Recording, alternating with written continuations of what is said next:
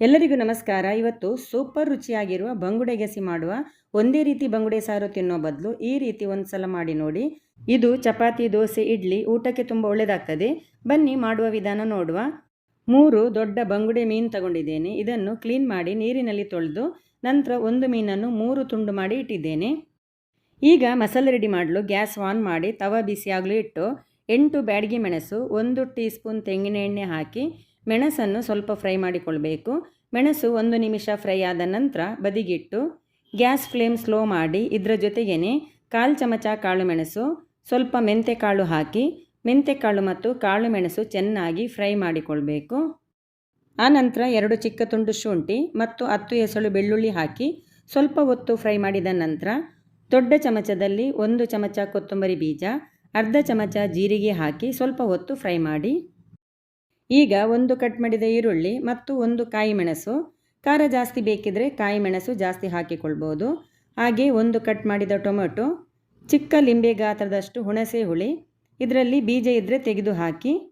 ಹಾಗೆಯೇ ಸ್ವಲ್ಪ ಕೊತ್ತಂಬರಿ ಸೊಪ್ಪು ಹಾಕಿಕೊಂಡು ಕೊತ್ತಂಬರಿ ಸೊಪ್ಪು ಮತ್ತು ಟೊಮೆಟೊ ಹಸಿ ವಾಸನೆ ಹೋಗೋ ತನಕ ಚೆನ್ನಾಗಿ ಫ್ರೈ ಆಗಬೇಕು. ಈಗ ನೋಡಿ ಇದು ಫ್ರೈ ಆಗ್ತಾ ಬಂದಿದೆ. ಈಗ ಇದಕ್ಕೆ 1 ಕಪ್ಪು ತೆಂಗಿನ ತುರಿ ಮತ್ತು 1/4 ಟೀ ಚಮಚ ಅರಿಶಿನ ಪುಡಿ ಹಾಕಿ ಇನ್ನೊಮ್ಮೆ 2 ರಿಂದ 3 ನಿಮಿಷ ಹುರಿದುಕೊಳ್ಬೇಕು.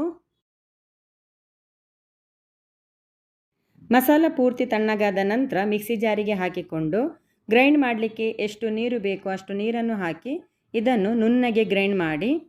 ಈಗ ಗ್ರೈಂಡ್ ಮಾಡಿದ ಮಸಾಲೆಯನ್ನು ಬೇರೆ ಪಾತ್ರೆಗೆ ಹಾಕಿಕೊಂಡು ಮಿಕ್ಸಿ ಜಾರಿಗೆ 1 ಕಪ್ ನೀರು ಹಾಕಿ ಆ ನೀರನ್ನು ಇದಕ್ಕೆ ಸೇರಿಸಿ ಗಸಿ ತುಂಬ ದಪ್ಪ ಇದೆ ಅನಿಸಿದರೆ ಇನ್ನೂ ಸ್ವಲ್ಪ ನೀರು ಸೇರಿಸಿ.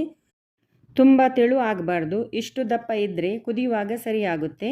ಈಗ ರುಚಿಗೆ ತಕ್ಕಷ್ಟು ಉಪ್ಪು ಸೇರಿಸಿ ಒಂದು ಸಲ ಚೆನ್ನಾಗಿ ಮಿಕ್ಸ್ ಮಾಡಿ ಗ್ಯಾಸ್ ಆನ್ ಮಾಡಿ ಕುದಿಯಲು ಇಟ್ಟು ಮುಚ್ಚಳ ಮುಚ್ಚಿ ಇದನ್ನು ಚೆನ್ನಾಗಿ ಕುದಿ ಬರುವವರೆಗೆ ಕುದಿಸಿಕೊಳ್ಳಿ. ಈಗ ಚೆನ್ನಾಗಿ ಕುದಿ ಬಂದ ನಂತರ ಒಂದು ಸಲ ಮಿಕ್ಸ್ ಮಾಡಿ ಉಪ್ಪು ಹುಳಿ ಖಾರ ಎಲ್ಲ ಸರಿಯಾಗಿದೆ ಚೆಕ್ ಮಾಡಿ. ಉಪ್ಪು ಕಡಿಮೆ ಇದ್ದರೆ ಉಪ್ಪನ್ನು ಸೇರಿಸಿಕೊಳ್ಬೇಕು. ಹುಳಿ ಕಡಿಮೆ ಅನಿಸಿದರೆ ಹುಣಸೆ ಹುಳಿಯ ನೀರನ್ನು ಹಾಕಿಕೊಳ್ಬೋದು. ಹಾಗೆಯೇ ಖಾರ ಕಡಿಮೆ ಅನಿಸಿದರೆ ಕಾಯಿ ಮೆಣಸನ್ನು ಕಟ್ ಮಾಡಿ ಹಾಕಿ ಆನಂತರ ತುಂಡು ಮಾಡಿದ ಮೀನುಗಳನ್ನು ಸೇರಿಸಿ. ಇದಕ್ಕೆ ಚಮಚ ಹಾಕಲಿಕ್ಕಿಲ್ಲ, ಚಮಚ ಹಾಕದೆ ಪಾತ್ರೆಯನ್ನು ಈ ರೀತಿ ಹಿಡಿದು ಈ ರೀತಿ ತಳ ಹಿಡಿಯದಂತೆ ಪಾತ್ರೆಯನ್ನು ಸ್ವಲ್ಪ ತಿರುಗಿಸಿ. ಈಗ ಮುಚ್ಚಳ ಮುಚ್ಚಿ ಮಧ್ಯಮ ಉರಿಯಲ್ಲಿ 5 ನಿಮಿಷ ಕುದಿಸಿಕೊಳ್ಳಿ. ನಿಮಿಷಕ್ಕೊಮ್ಮೆ ಮುಚ್ಚಳ ತೆಗೆದು ಪಾತ್ರೆಯನ್ನು ಇದೇ ರೀತಿ ತಳ ಹಿಡಿಯದಂತೆ ತಿರುಗಿಸಿಕೊಳ್ಬೇಕು. ಇದನ್ನು ಕುದಿಯಲಿಟ್ಟು 5 ನಿಮಿಷ ಆಗಿದೆ. ಗ್ಯಾಸ್ ಆಫ್ ಮಾಡಿ 10 ನಿಮಿಷದ ನಂತರ ಬಡಿಸಿ. ಗ್ಯಾಸ್ ಆಫ್ ಮಾಡಿದ ತಕ್ಷಣ ತಿಂದರೆ ಮೀನು ಸರಿಯಾಗಿ ಮಸಾಲ ಎಳೆದುಕೊಳ್ಳೋದಿಲ್ಲ, ಸಪ್ಪೆ ಅನ್ನಿಸ್ತದೆ. ಇದೇ ರೀತಿ ನೀವು ಒಂದು ಸಲ ಮಾಡಿ ನೋಡಿ, ತುಂಬ ರುಚಿಯಾಗಿರುತ್ತೆ. ಹಾಗೆ ಇವತ್ತಿನ ಈ ರೆಸಿಪಿ ನಿಮಗೆ ಇಷ್ಟವಾದರೆ ಲೈಕ್ ಮಾಡಿ, ಶೇರ್ ಮಾಡಿ. ವಿಡಿಯೋ ನೋಡಿದ್ದಕ್ಕೆ ಧನ್ಯವಾದ.